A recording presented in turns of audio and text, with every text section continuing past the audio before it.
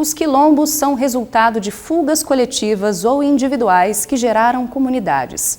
Neste episódio da série Saberes da Terra, o historiador Flávio dos Santos Gomes aborda a história desses grupos, com destaque para o Quilombo dos Palmares, um símbolo da luta antirracista no Brasil.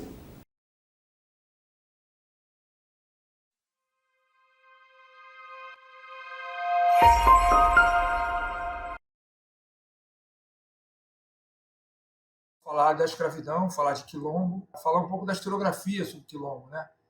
Então, é uma historiografia que, em certa medida, tem um diálogo com os movimentos sociais, né? É uma pauta do movimento negro ou, né, da mobilização negra nos últimos 80, 70.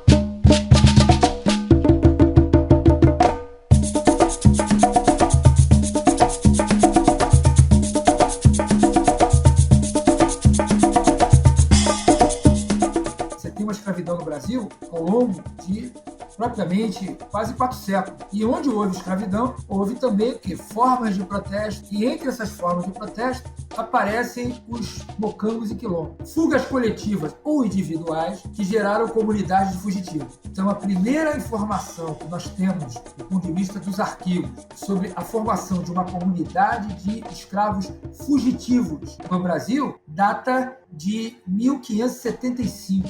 Em 1740, tem uma definição na legislação ultramarina definindo que o quilombo ou mocambo é um grupo de 3 ou mais escravos fugidos e organizados em uma comunidade.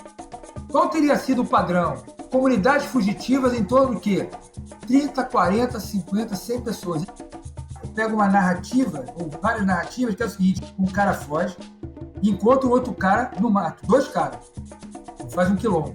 Encontra umas 3 fugitivos, que podem também ter fugido coletivamente ou sozinho. Reúne um grupo, depois se separa. Então você pode ter tido uma realidade de formação e dissolução de vários quilombos em vários lugares ao mesmo tempo. Então essa experiência dos chamados quilombos e mocambos no Brasil, ela vai também se modificando, se metafoseando em diferentes lugares. Então você vai ter quilombos e mocambos em áreas de produção de arroz, em áreas de mineração, em áreas de produção de café, áreas mais próximas à cidade, áreas do sertão. Não pode ser a mesma coisa.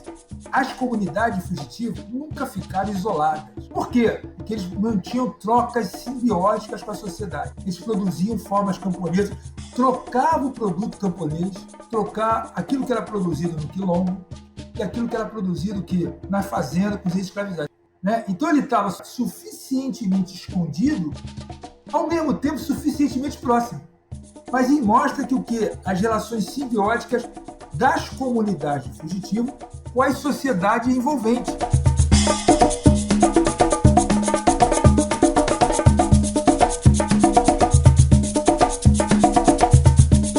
Então, os maiores quilombos que nós temos notícia, ou até Palmares. Bom, Palmares não é maior só no Brasil. Nenhum lugar que houve escravidão nas Américas tem comunidade do tamanho de Palmares. Tudo bem, há exagero, mas se fala que a população de Palmares chegou a 20 mil habitantes. As primeiras indicações de Palmares, as primeiras indicações da existência de uma comunidade fugitiva na Serra da Barriga, Pernambuco, que vai ser considerado Palmares, elas datam de 1590. Há indicações de Palmares até 1743. Isso faz de Palmares uma longevidade de pelo menos 150 anos. Tomar um certo cuidado, porque às vezes há uma impressão de que, por ser maior, essas são mais importantes. Claro que o Palmares é importante pela duração, mas aí a gente pode também vir a descobrir o quanto que algumas comunidades, até interessante, sequer foram descobertas pelas autoridades. Ou algumas comunidades que demoraram muito a ser descobertas. Ou algumas comunidades que sequer foram destruídas. O que nós sabemos hoje de Palmares foi escrito por quem queria destruir Palmares. Então essa é uma questão básica, fundamental. A gente ainda não sabe exatamente como os próprios habitantes dessas grandes comunidades fugitivas, eles se auto-identificavam, como eles se reconheciam. Palmares tinha um formato de organização política numa espécie de reinos. Então, hoje, os estudos mostram que estava muito próxima de estruturas políticas africanas do século XVII. Então, Palmares reproduz, ressignifica, né? Dá novo sentido ao que? As estruturas políticas de poder. a indicação da presença de vários tipos, diferentes etnicidade de africanos em Palmares. Então, onde surgiram comunidades fugitivas, eles tiveram que se reorganizar. Por isso que os historiadores chamam isso de etnogênese. Etno de etnicidade e gênese, uma nova etnicidade. À medida em que você vem de lugares diferentes, com expectativas culturais diferentes, com gramáticas culturais diferentes, você precisa se reorganizar num novo espaço, que é o espaço do quilombo.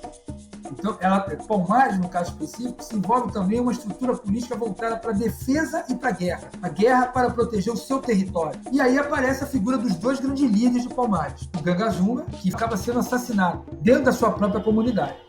Aí surge uma nova liderança, que é a Zumbi, já no final dos anos 70, que vai levar Palmares à retomada do quê? Dos seus territórios, à permanência da guerra, e Zumbi só vai ser assassinado em 1695.